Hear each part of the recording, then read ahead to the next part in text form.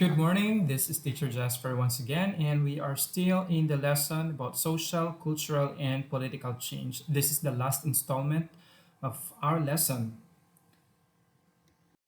Now, we'll be dealing with internal sources of change. There are four: innovation, diffusion, acculturation, and assimilation. The objectives: evaluate factors causing social, political, and cultural change, and also explain how societies should adapt to such changes.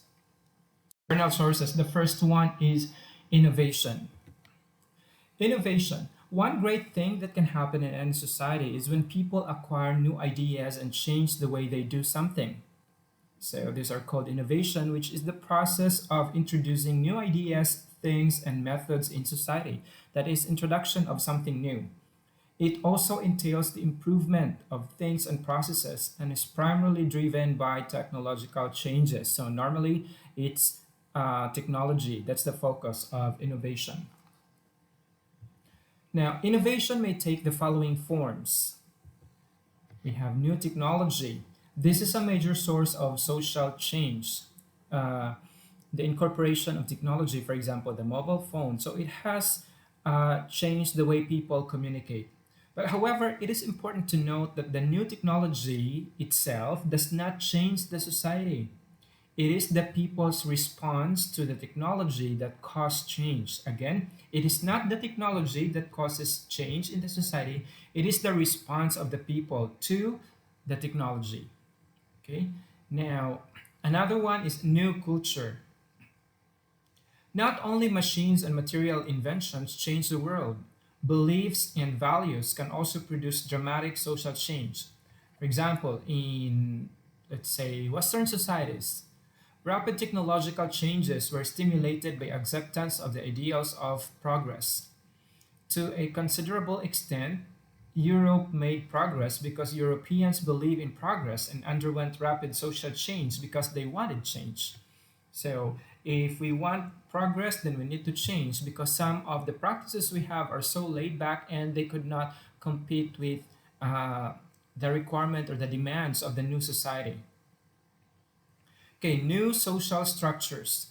New forms of social structures can also be the result of innovation. Since roles are a very basic social structure, changes in roles and the creation of new roles often cause other social changes. For instance, change in sex roles stimulate many changes. So in the past, mothers were just confined in the four corners of the house, but now they have career. So that's a change in social structure. If before being house husband is frowned upon by many, now it is accepted in the society. New ideas. The introduction of new ideas to the society spurs progress and change. For instance, is the introduction of post-materialism. What does it mean? Now, this concept, post-materialism, says our present emphasis on consumption of goods and services is giving way to an emphasis on the quality of human life. Why? How? What is the emphasis of the way we consume goods and services now? Okay, here. While traditional societies have mostly been concerned with satisfying economic wants and assuring physical security against enemies, the post materialist society will largely concern itself with questions of relativism, such as the benefits of continued economic growth and the relative costs of the polluted environment. So we are not concerned only with meeting our needs, but we're also concerned about the surrounding, about nature, about the people around us. Yeah. However, values and new ideas sometimes have an opposite effect. They resist social change rather than promote it. For instance, technological innovations such as the threshing machines were widely viewed as a direct cause of unemployment and so were angrily attacked. Like with the advent of technology, many people think like manual labor would be replaced and so we would not be needed by factories anymore. That was after industrial revolution. See, in short, their desire to maintain traditional norms and values caused strong resistance to technological change. And locally, we also experience this when we try to make our grandparents understand the trend. They would say, like, huh, I know better than you. And it's like, That is not actually good. You know, in our time, we used to do things this way, and that was very effective. See, it's very difficult to convince them. Anyway, the second source of change is diffusion. Diffusion refers to the spread of certain elements such as clothing or food from one group to another in society, typically as a result of making contact with a new group for the first time. When one culture begins to adopt elements of another, be it in manner, religion, food, clothing, or agricultural practice, cultural diffusion happens. So I have here an example. People in Moscow, in Russia, experienced cultural diffusion when McDonald's was first introduced in that region. The concept of a fast food restaurant serving hamburgers was exotic and new to them at that time. See, so who are these people who would possibly uh, experience this, or not really experience, but agent of diffusion? So we have missionaries, soldiers, migrants, traders, Peace Corps volunteers, exchange students, and professional. The degree of change caused by diffusion actually varies. Diffusion is not necessarily a good thing, however. It can lead to the displacement of native cultural traditions, and it can even be dangerous. See? Okay, now there are five steps in diffusion. First is knowledge. So, in this step, an individual first becomes aware of the new innovation or of the innovation but lacks the information and inspiration to utilize or introduce it. It's like the first time you heard Android phone. What is that? So not everyone is aware. And so, for example, this person A, maybe it's for the rich only.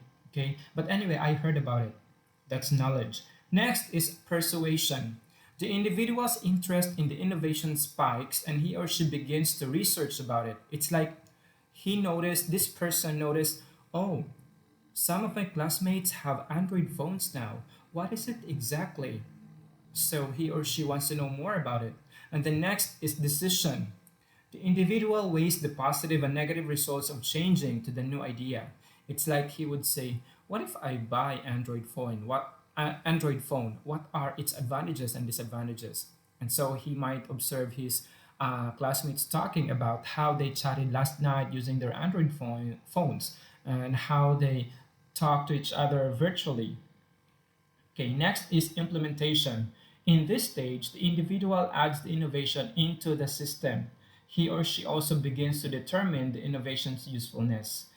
And so this person already bought Android phone. Okay. And finally, confirmation. The individual decides to continue with the new innovation. So it has become part of the system and he or she uses Android phone from that time on. Okay, next is acculturation. Acculturation is the process by which individuals or groups or a minority learns to adopt aspects of a culture of the majority without losing its own traditions and customs. Okay, example of acculturation is when immigrants learn the language prevalent in the country where they live in. An example are Filipino immigrants to America, for instance, have to adapt the lifestyle, language, and culture of the country, giving rise to a community that speak and act American but still identify themselves as Filipinos and adhere to Filipino traits and values. See, that is acculturation. Now, meeting of cultures is never a one sided process, as many believe, and though a person belonging to a minority culture may begin to dress and speak like those belonging to the majority culture, he or she can still retain the beliefs and custom of his or her own culture. It's like I learned the culture of this new society, but I still retain my own set of culture. That is acculturation. Okay, blending of two or more cultures is also an example of acculturation. So this is seen, for example, in Metro Manila. You know, Metro Manila is highly urbanized community with large and multicultural populations because it is a melting pot of cultures and people from various cultural and social backgrounds. So Filipinos from the provinces who migrate to Manila often experience a more Western-oriented way of life, which is fast-paced and impersonal. This is significantly different from the lifestyle in the provinces, which is more rural, unhurried, and community based. Okay, so it's blending of culture, not losing your culture, like adding the culture of the majority to your own set of culture. Okay, next is assimilation. Assimilation is the process by which an individual or group fully adopts another culture. Full assimilation often results in the loss of the native culture, and the fully assimilated individuals bear little semblance to the members of their native culture. So, for example, in our history, during the early years of Spanish colonization of the Philippines, the native Filipinos assimilated certain aspects of Spanish culture, such as religion and an urban lifestyle. And by the beginning of the 18th century, there were only very few communities in the Philippines that still practiced lifestyles prevalent during the pre colonial period. And most native Filipinos assimilated the Western way of life introduced by the Spaniards. I don't know if there is still a community nowadays in the Philippines that practiced the traditional or the ancient way of life, like 100%. Okay, so that is assimilation. You assimilate. Now, social contradictions and tensions. As I mentioned before, not all change is accept with uh, let's say seriousness and with open arms. So some people resist change. That's why we have social contradictions and tensions. Now, this happens when the entry of new ideas as well as encountering other cultures can destabilize society and lead to social conflict and tension. Now, the first of this type is class conflict. Instead of leading to innovation and diffusion, the entry of new ideas and technology can disturb patterns and relationships between people and social classes and lead to class conflict.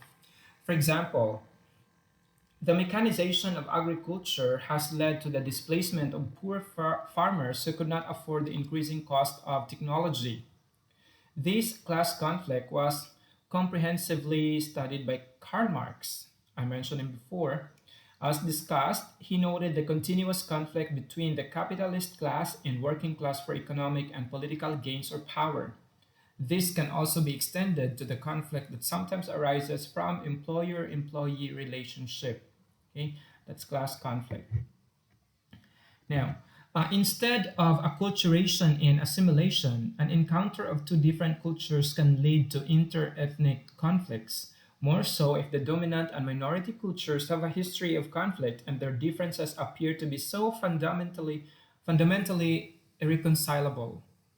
Examples of differences could be in terms of religions, as in the case of the conflict between the Buddhist majorities in Myanmar and the ethnic Rohingya minorities who are Muslims.